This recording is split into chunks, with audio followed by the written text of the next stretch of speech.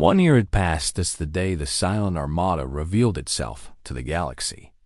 In that time, everything had changed.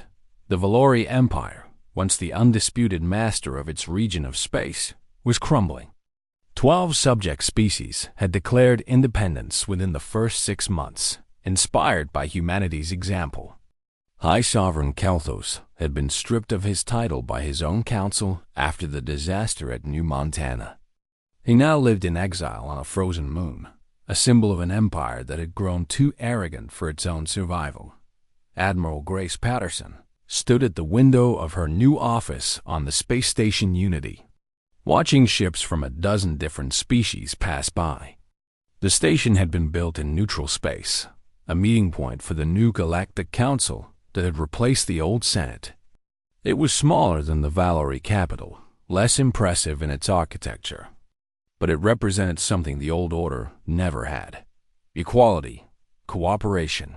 Hope. Captain Daniel Moore. Now Admiral Moore himself walked up beside her. His hair was grayer than it had been a year ago, and there were more lines around his eyes. The past year had been exhausting, filled with negotiations, peacekeeping missions, and the constant work of building a new order from the ruins of the old. "The delegation from the Keth Collective has arrived," he reported. "That makes 23 species represented at the council now. 24 if the Valori remnant decides to join." Grace allowed herself a small smile. "Will they? Their new leader seems reasonable. He was one of the first to speak out against Kelthos after New Montana. He understands that the old ways are finished. Good. We need them. A galaxy without the Valori would be unstable. A galaxy with a reformed Valori might actually have a chance." She turned from the window and sat down at her desk. There was always more work to do. Treaties to negotiate. Disputes to mediate. The endless task of convincing species that had been enemies for centuries that they could learn to work together. On the frontier, the colony of New Montana had become famous. Tourists from across the galaxy came to see the world that had nearly been destroyed, the world that had been saved by an invisible fleet. Governor Keith Palmer had used the attention wisely, turning his colony into a model of interspecies cooperation. Valori traders now worked alongside human merchants in the markets. Former enemies shared meals in the same restaurants. It was not perfect, but it was a start. Captain Samuel Wright had been promoted twice and offered a command in the core fleets. He had refused both times. He preferred the frontier, the quiet life he had built for himself before everything changed.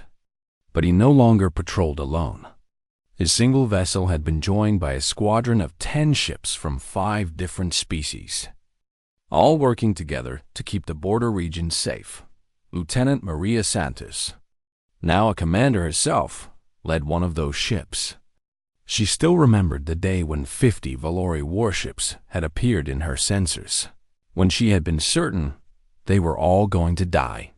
Now she led joint training exercises with Valori officers who had once been her enemies. The universe was strange that Way. Commander Lisa Torres had become one of the most respected officers in the Earth Defense Fleet. She oversaw training programs that taught allied species the tactics and technologies that had made the Silent Armada so effective. Some in the military had objected to sharing such secrets, but Torres understood the truth. Security did not come from keeping others weak. It came from building a community strong enough to defend itself. Ambassador Yum-Seo Park had been appointed Earth's permanent representative to the new Galactic Council. Her speech at the old Senate had made her famous across 100 worlds. Some called her a hero. Others called her a dangerous revolutionary. She did not care about titles. She only cared about results. The preliminary vote on the Mutual Defense Treaty is tomorrow, her aide reported during their morning briefing. Current projections show 21 votes in favor, 2 against. Park nodded. Which 2? The Valori Remnant and the Korath Republic. The Korath are worried about losing their independence. The Valori are worried about everything. Schedule meetings with both delegations this afternoon. We need their votes. A mutual defense treaty means nothing if it does not include everyone. The aide hesitated. Ambassador, the Korath representative has been openly hostile to humanity since the beginning. He called us warmongers in his last public statement. Then I will change his mind. Or I will try. That is what diplomacy is. The meetings were difficult. The Korath representative, a being made of crystalline structures that shifted color with his emotions, spent the first hour accusing humanity of arrogance and ambition. Park listened patiently, acknowledged his concerns, and then spent the second hour explaining exactly why the treaty was in his species' best interests. By the end, his colors had shifted from angry red to thoughtful blue.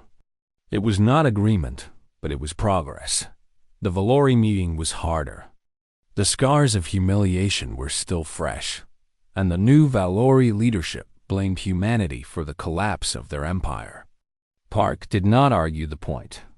She simply reminded them that the alternative to joining the new order was being left outside it, alone and vulnerable in a galaxy that was rapidly changing.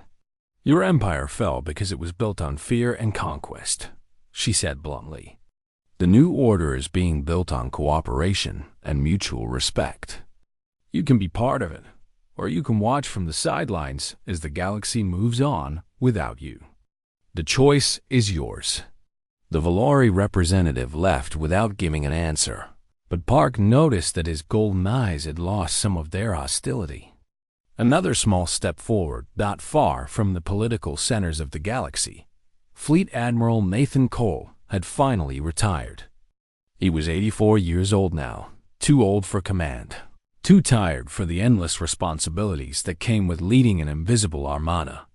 He had passed the torch to younger officers, confident that they would carry on the work he had begun. He spent his retirement in a small house on the California coast, watching the ocean and enjoying the simple pleasure of sunlight on his face. His granddaughter, a bright-eyed girl of 8, visited him every weekend. She was fascinated by his stories of space and ships and adventures among the stars.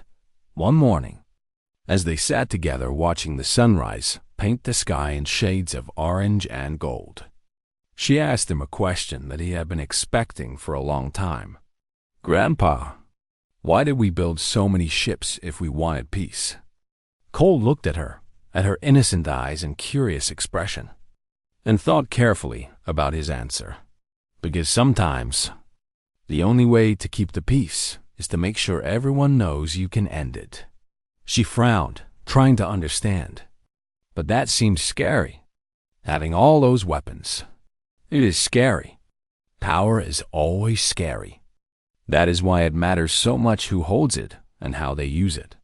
He put his arm around her shoulders. We built the Silent Armada because we were afraid.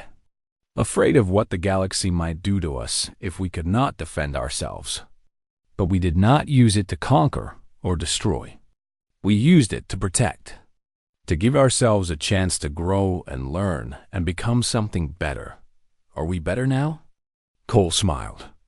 We are trying to be. That is all anyone can do. Keep trying to be better than we were yesterday. They sat in silence for a while, watching the sun climb higher into the sky.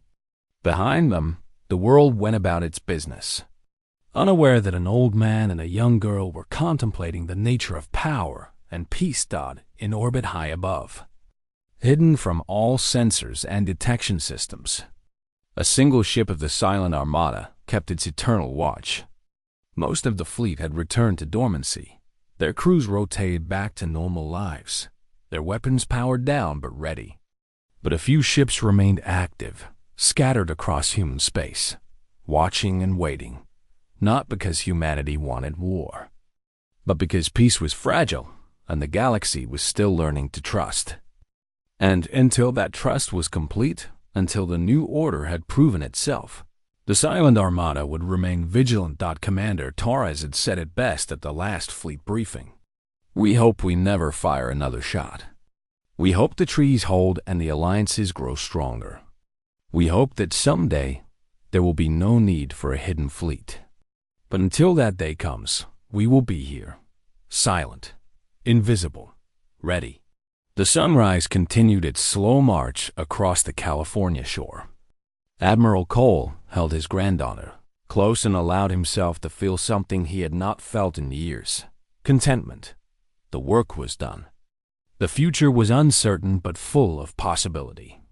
And somewhere among the stars, humanity's silent guardians watched over it all.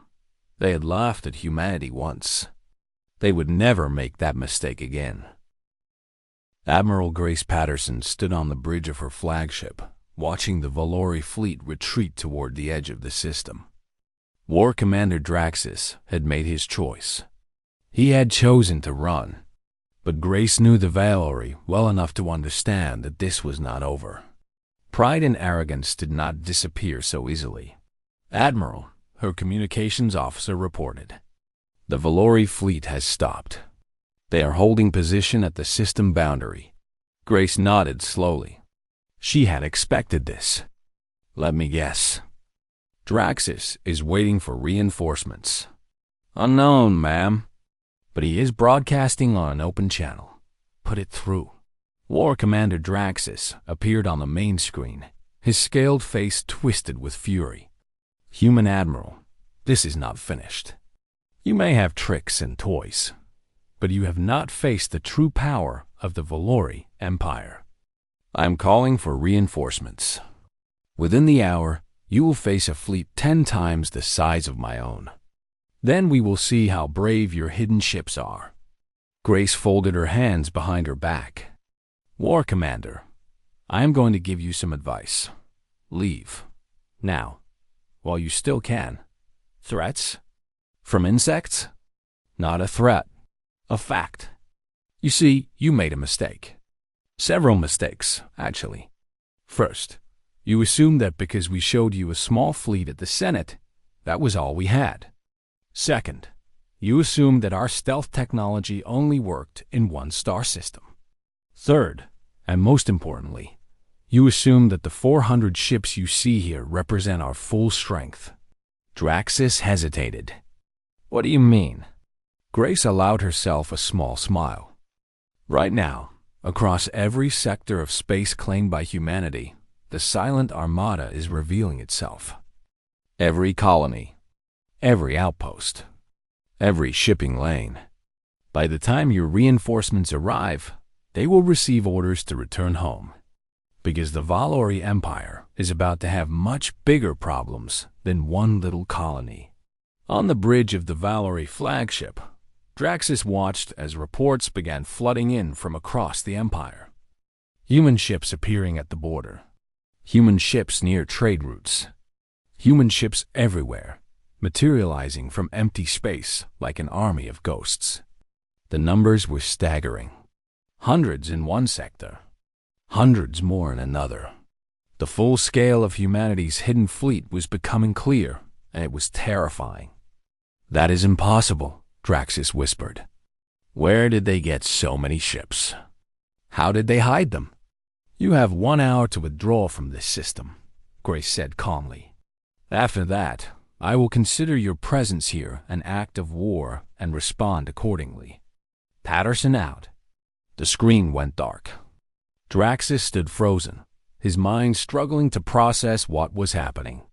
For his entire life, he had believed the Valori were supreme, unbeatable, the masters of their region of the galaxy. And now, in the span of minutes, that belief had crumbled to dust. "War Commander?" His second officer prompted. "Yours?" Draxus looked at his crew, at the fear in their eyes, at the confusion on their faces. They were waiting for him to tell them what to do. But for the first time in his career, he had no idea. "We wait," he said finally. "We wait for reinforcements." The reinforcements never came. Instead, Draxus received new orders from the High Sovereign himself. "Return to Valori space immediately. Do not engage the humans.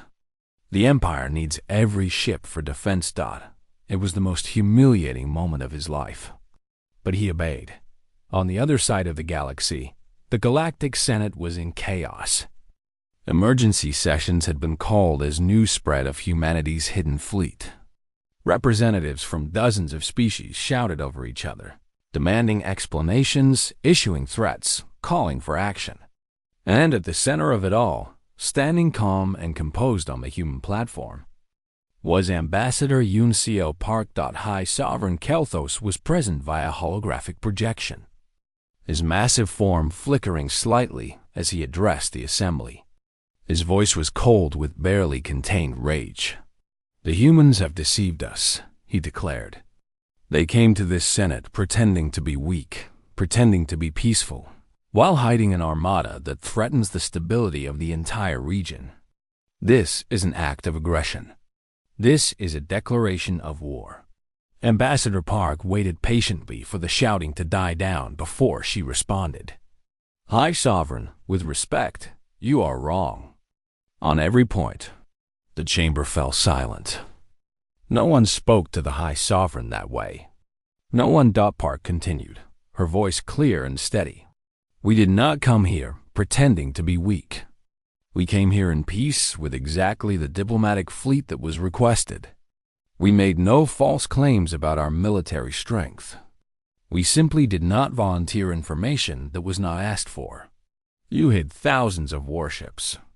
Yes, we did. Because 70 years ago, before you even knew we existed, we intercepted your communications. We learned what kind of galaxy we were entering. We learned how elder species treat younger ones. We learned about the wars, the conquests, the species that were erased simply because they could not defend themselves." Park paused, letting her words sink in. "We did not build the Silent Armada because we wanted to conquer anyone. We built it because we wanted to survive. We built it because we knew that someday someone would look at our small fleet and decide we were easy prey. And we knew that when that day came, we needed to be ready." Kelthos leaned forward, his golden eyes burning. "You dare lecture me about survival? The Valori have survived for 12,000 years. We have crushed enemies you cannot imagine. Your little fleet is nothing compared to our full strength. Perhaps, but your full strength is spread across a vast empire, maintaining order over hundreds of subject species. How many of those species are happy under your rule? How many of them are watching what happened today and wondering if they might have a chance at freedom?" The chamber erupted in murmurs. Park had touched on something that the elder species did not like to discuss. The empires of the galaxy were built on conquest, not cooperation. And conquered peoples did not stay conquered forever. "We do not seek war with anyone," Park continued. "We never did. The Silent Armada was always meant to be a deterrent, not a weapon of aggression. But let me be very clear about something." She stepped forward and her voice hardened. 3 weeks ago, in this very chamber, the High Sovereign called humanity children playing with toys. He said we could not threaten a Valori patrol group. Yesterday, 50 Valori warships attacked one of our colonies, intending to enslave or murder 12,000 civilians, including 3,000 children. The chamber was completely silent now. We stopped them. We could have destroyed them, but we did not. We let them retreat. We let them carry word of what happened back to their empire. We showed mercy because we are not the monsters that the elder species assume we are." Park looked directly at the High Sovereign's hologram. "But make no mistake, if anyone attacks our people again, there will be no mercy. If anyone threatens our colonies again, there will be no warning. The Silent Armada is awake now, and it is watching. We built this fleet hoping we would never need it. Do not make us prove that hope was misplaced." She bowed formally to the assembly. "Humanity desires peace. Humanity seeks cooperation. But humanity will not be bullied, mocked, or attacked. The choice of how this relationship proceeds is yours. We hope you choose wisely." High Sovereign Kelthos stared at the small human woman who had just challenged him before the entire galaxy. His empire had ruled for 12,000 years. His species had crushed countless rebellions. And now this infant species, this joke, this collection of children with toys, had humiliated him in front of everyone. But he was not a fool. He knew when the ground had shifted beneath his feet. He knew when the old rules no longer applied. "This is not over," he said quietly. "Humanity will pay for this arrogance." "Perhaps," Park replied. "But not today. Today, the Galactic Senate has a choice to make.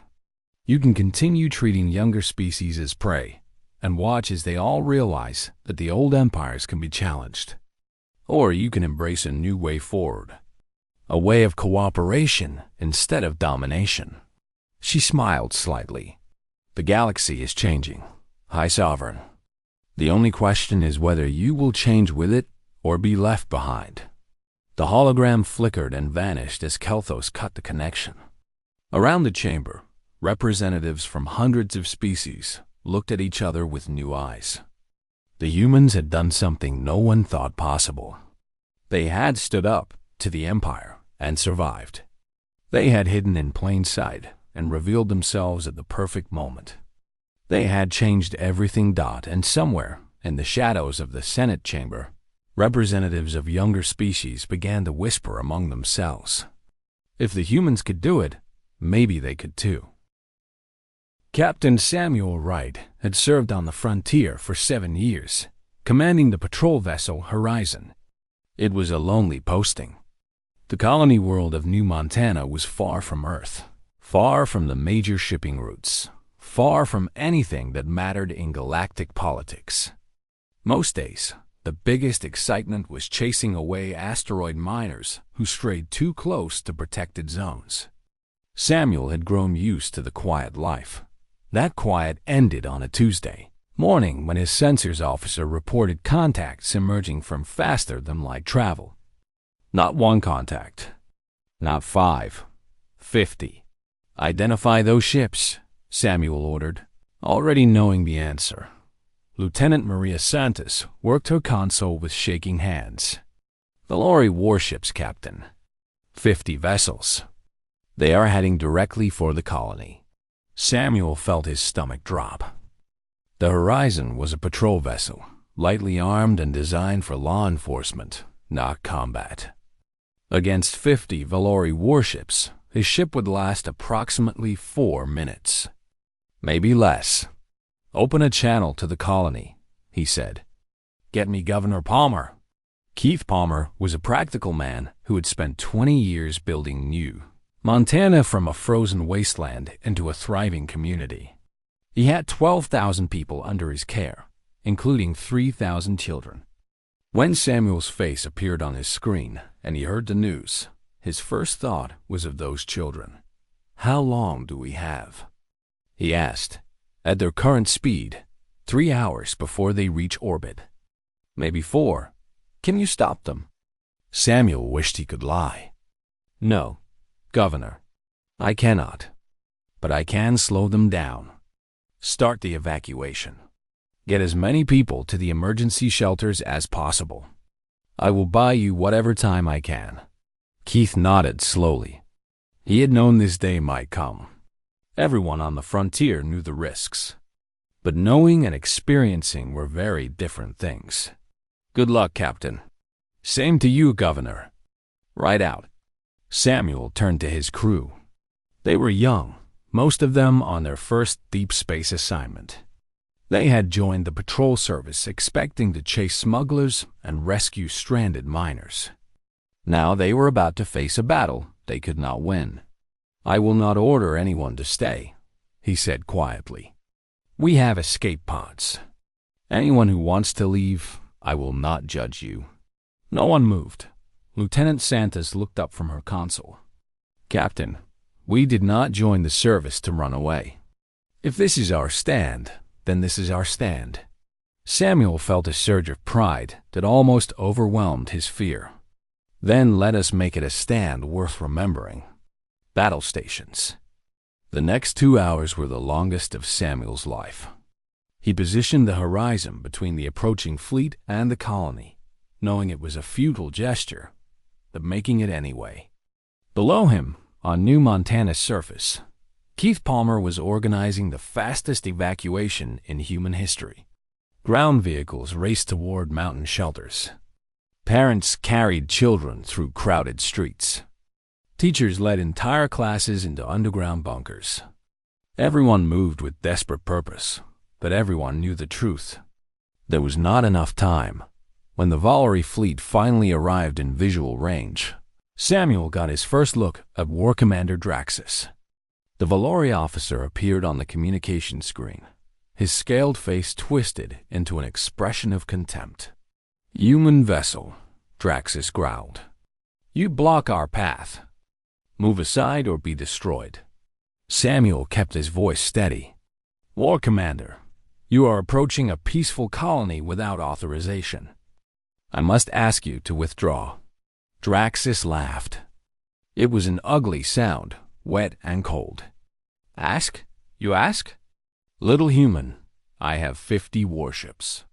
You have one toy. What makes you think you can ask me anything? International law, galactic treaty, common decency. None of those things apply to insects." Draxus leaned forward, his golden eyes gleaming. "Your species insulted the High Sovereign with your presence at the Senate. You dared to stand among your betters as if you belonged there. Now you will learn what happens to species that forget their place. This colony will be an example. Your people will serve us or they will die." Samuel thought of the 12,000 people on the planet below. The families, the children, the elderly, all of them counting on him to do something, anything, to save them. "I cannot let you do that," he said simply. "You cannot stop me. Maybe not, but I can try." Draxus seemed almost amused. "Very well, little human. Die with what you call honor. All ships, destroy that vessel." The first weapon's fire streaked toward the horizon, and Samuel braced for impact. This was it. This was how it ended. And then something impossible happened. Lieutenant Santos screamed, "Captain, new contacts. Dozens of them, hundreds. They are appearing everywhere." Samuel stared at his sensor display, not believing what he was seeing.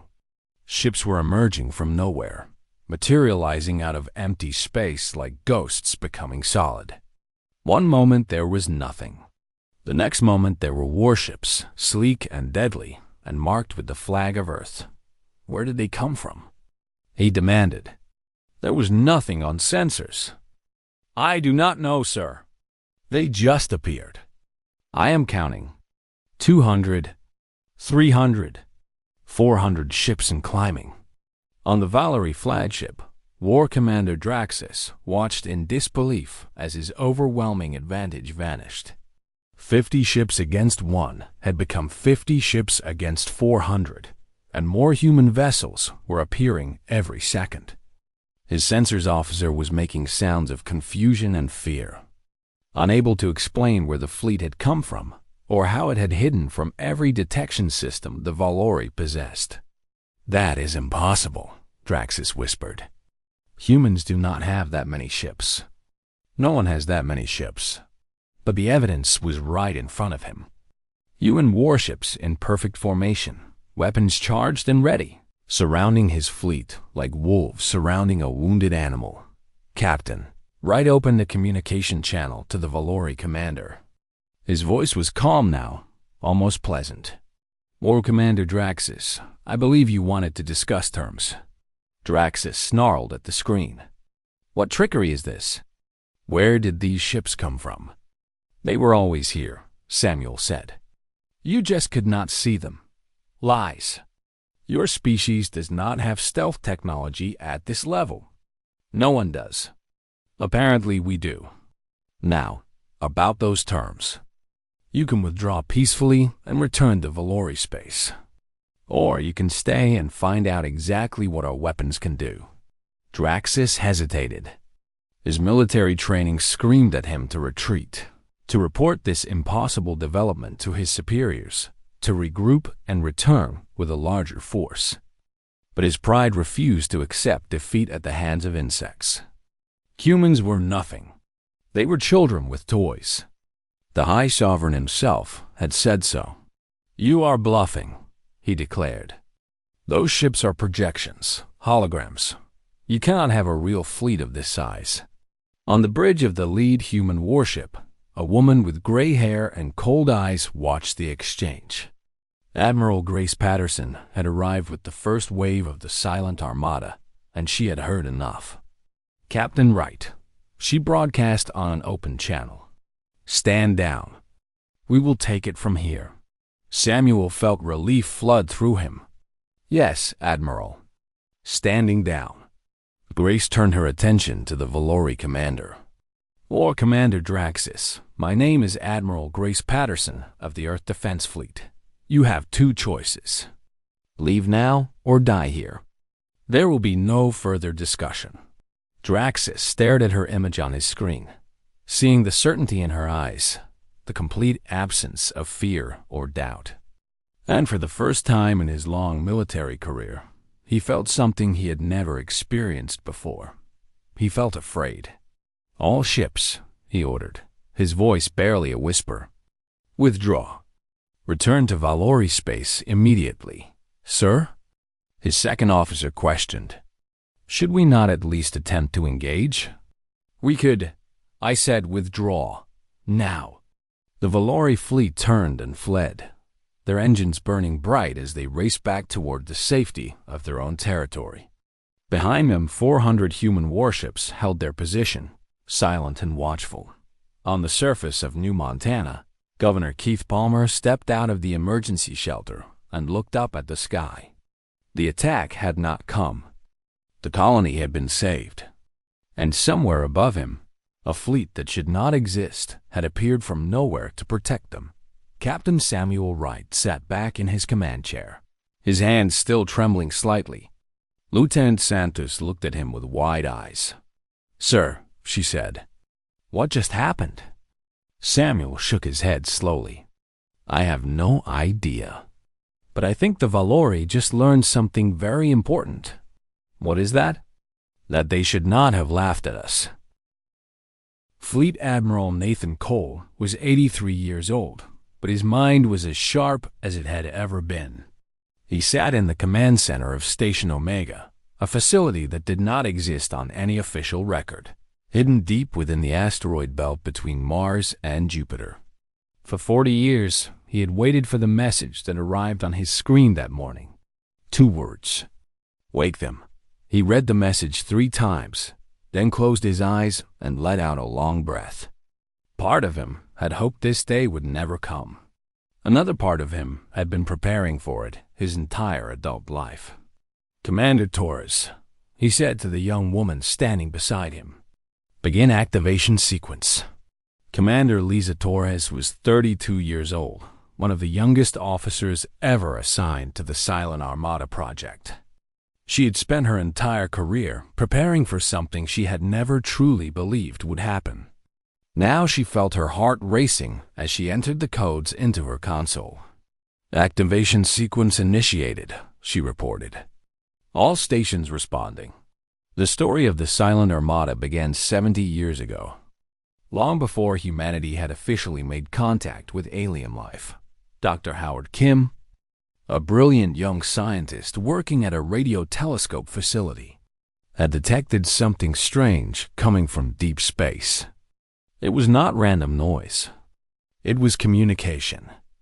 Alien communication. For months, Dr. Kim and his small team worked to decode the transmissions. What they discovered changed everything.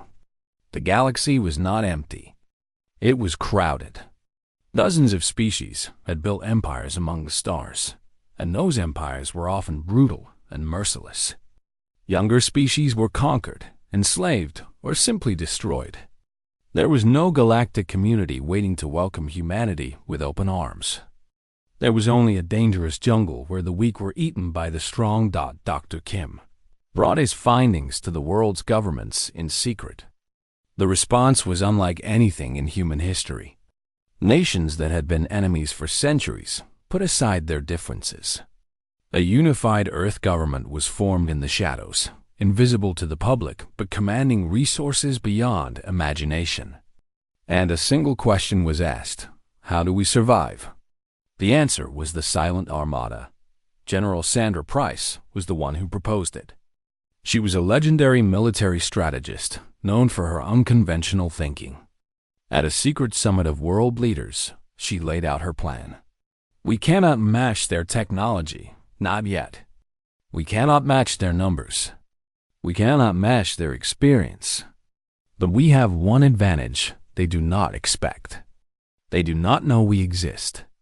And when they finally discover us, they will assume we are weak. She paused, looking around the room at the assembled leaders. So we will let them believe it. We will show them a small fleet, a peaceful species, a civilization of children. And while they are laughing at what they can see, we will build what they cannot see. A fleet so vast and so hidden that they will never suspect it exists until it is too late. It took 40 years to build the Silent Armada. Scientists developed new technology in secret laboratories. Engineers constructed massive shipyards hidden inside asteroids and beneath the surfaces of moons. Workers lived their entire lives in these hidden facilities, never telling their families what they truly did. And slowly, ship by ship, the Armada grew. The technology was revolutionary. Dr. Kim, now an old man, led the team that developed stealth systems beyond anything the galaxy had ever seen. The ships of the Silent Armada produced no heat signature, no electromagnetic radiation, no gravitational disturbance. They were invisible to every form of detection known to any species. They sat in the darkness between worlds like ghosts, waiting in perfect silence for the day they would be needed. 3,000 warships, each one armed with weapons that could crack a planet's crust. Each one crewed by soldiers who had trained their entire lives for a war they hoped would never come. And all of them silent, all of them hidden, all of them waiting. Now, in the command center of Station Omega, Admiral Cole watched as the first lights began to flicker on the display screens. Each light represented a ship. Each ship represented years of work, billions of dollars, and the hopes of an entire species. First Division reporting active, Commander Torres announced. 200 ships online. Second Division active. Another 200. Third through 10th Divisions responding. All systems normal. Cole watched the lights multiply across his screen. The asteroid belt, which had seemed empty for so long, was coming alive. Ships that had sat dormant for decades were powering up their engines. Crews that had lived in cramped quarters for years were finally taking their stations. The Silent Armada was waking up. In her own command ship. Commander Torres watched through the viewport as the darkness around her began to glow. Running lights appeared on hulls that had been invisible moments before. Engine ports flickered with blue fire. Communication channels that had been silent for years suddenly crackled with activity. All ships, this is Vanguard Command, she broadcast. Confirm activation status. The responses came flooding in. Ship after ship reporting ready. Division after division confirming operational status. The numbers climbed higher and higher until Torres felt almost dizzy looking at them. Back at Station Omega, Admiral Cole stood before his console and addressed the entire fleet for the first time. Soldiers of the Silent Armada, he said, his old voice steady and clear. For 40 years, you have waited in the dark. You have sacrificed comfort, family, and normal lives to serve a mission most of the world does not even know exists. Today, that mission begins. He paused, gathering his thoughts. The galaxy has discovered humanity. And as we expected, they see us as weak. They see us as prey. They look at the 12 ships we sent to their Senate and they laugh. They think they know what we are. Cole allowed himself a small smile. They have no idea what they are dealing with. They laughed at our fishing boats. They never thought to look for our submarines. On 3,000 ships, crews listened to their admiral's words. Men and women who had never seen their families for years, who had lived in darkness and silence, who had trained endlessly for a day they feared might never come. Now that day was here, and they were ready. In the coming days, we will move to our designated positions, Cole continued. We will remain hidden until the order comes. And when that order comes, we will show the galaxy what humanity truly is. Not children, not prey, not a joke to be laughed at. We are humanity. We are patient. We are prepared. And when we finally reveal ourselves, the galaxy will never forget it. Commander Torres felt tears forming in her eyes, but she blinked them away. There would be time for emotion later. Now there was work to do. All divisions form up on your command ships, she ordered. Maintain stealth protocols until further notice. We move on the Admiral's command. Across the asteroid belt, across the moons of Jupiter and Saturn, across a dozen hidden facilities throughout the solar system, the silent Armada began to move. 3,000 ships, invisible and deadly, slipping through the darkness like wolves in the night. And far away, in the gleaming chambers of the Galactic Senate, the Valori Empire continued to laugh at humanity's 12 little ships. They had no idea that an invisible army was already on its way. They had no idea that their mockery had sealed their fate. Admiral Cole stood alone in his command center, watching the fleet deploy. 40 years of preparation, 40 years of patience. And now, finally, the waiting was over. They wanted to meet humanity, he said quietly to himself. They are about to get their wish. The Galactic Senate chamber stretched for miles in every direction, a massive dome of crystal and light that housed representatives from over 400 species. Admiral Grace Patterson stood at the viewing window of her flagship, the Endurance, and watched the alien ships drift past like schools of strange fish. Some were as large as small moons. Others glowed with energy fields that human science could barely understand. Her own fleet of 12 vessels looked tiny in comparison, and she knew it. Captain Daniel Moore walked up beside her and cleared his throat. He was a practical man in his 40s, with gray at his temples and worry lines around his eyes. He had served under Grace for 15 years, and he knew when she was thinking hard about something. The Valori delegation has requested our presence at the Central Chamber, he said. Ambassador Park is already preparing. Grace nodded slowly. How many ships do you count out there, Daniel? He looked through the window and did some quick math in his head. At least 6,000 in visual range alone.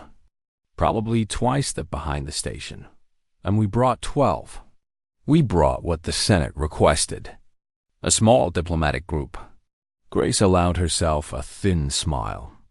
Yes, that is exactly what we brought. The shuttle ride to the Senate chamber took 20 minutes.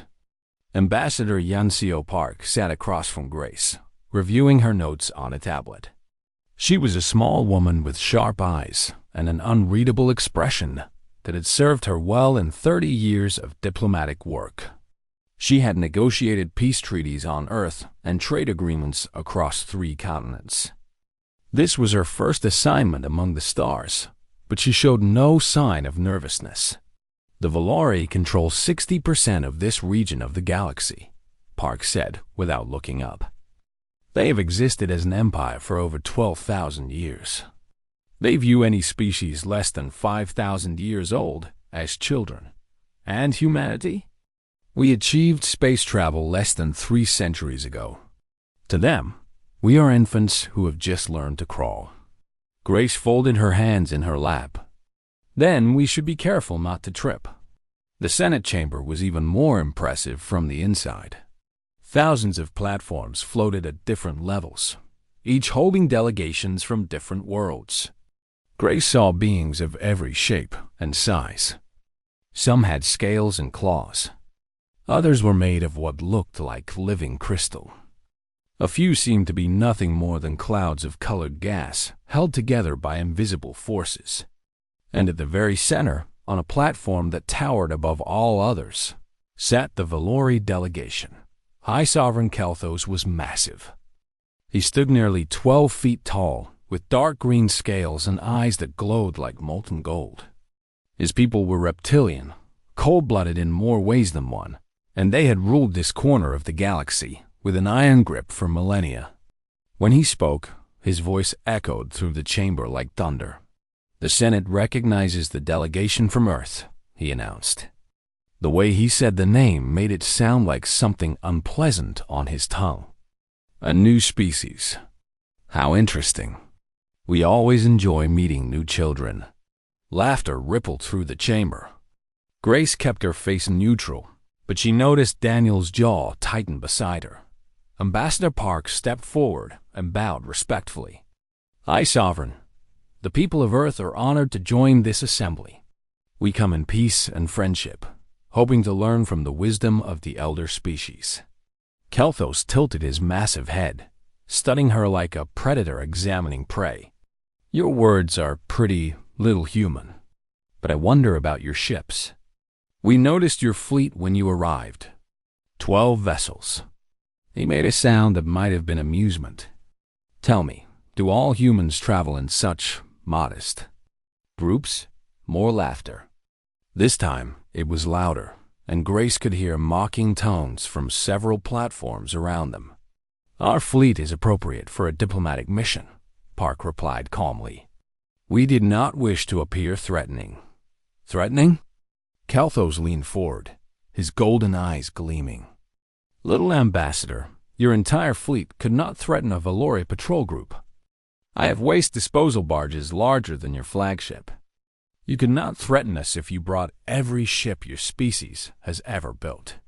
The laughter now was thunderous. Grace saw delegates from dozens of species pointing at the human delegation, their strange faces twisted with amusement. The message was clear. Humanity was a joke. A tiny species with tiny ships and tiny ambitions, barely worth noticing in a galaxy of ancient powers. Park's expression did not change. She simply bowed again. "We appreciate the High Sovereign's perspective." "Perspective?" Kelthos rose from his seat, and the chamber fell silent. "Let me give you some perspective, child. The Valori Empire has crushed rebellions that lasted longer than your species has existed.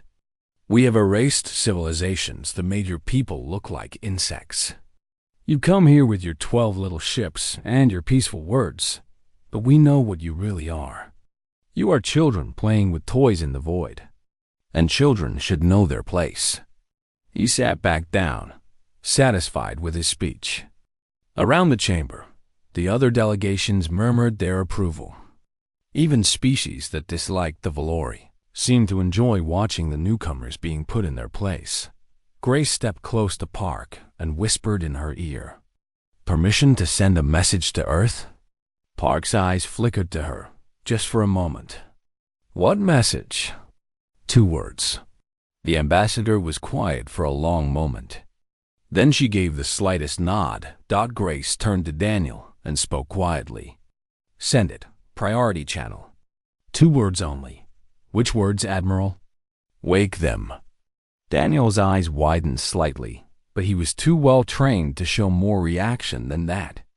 He simply nodded, stepped back, and activated his communication device.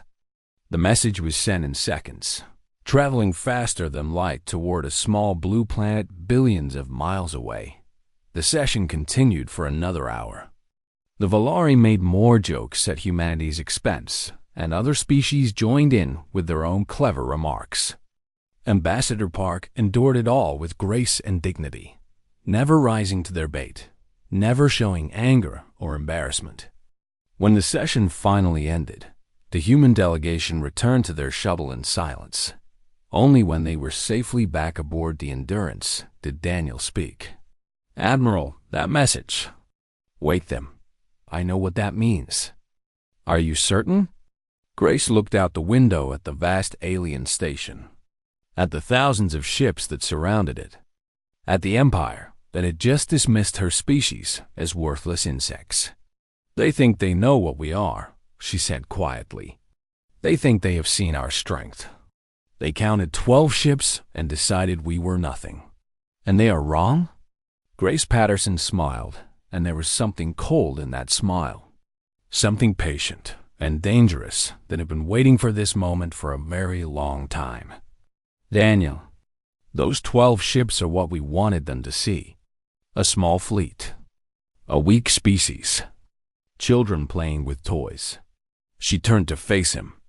"What they did not see, what they never thought to look for, is sleeping in the dark between our worlds. 3,000 warships, silent, invisible, waiting." Daniel stared at her. The silent Armada. 40 years of preparation.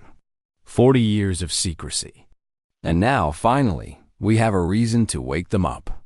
She turned back to the window, watching the Valori ships drift past, still confident, still arrogant, still completely unaware of what was coming. "They laughed at us today," Grace said softly. "Let them laugh. Soon enough, they will understand. Humanity does not show its teeth until it is ready to bite."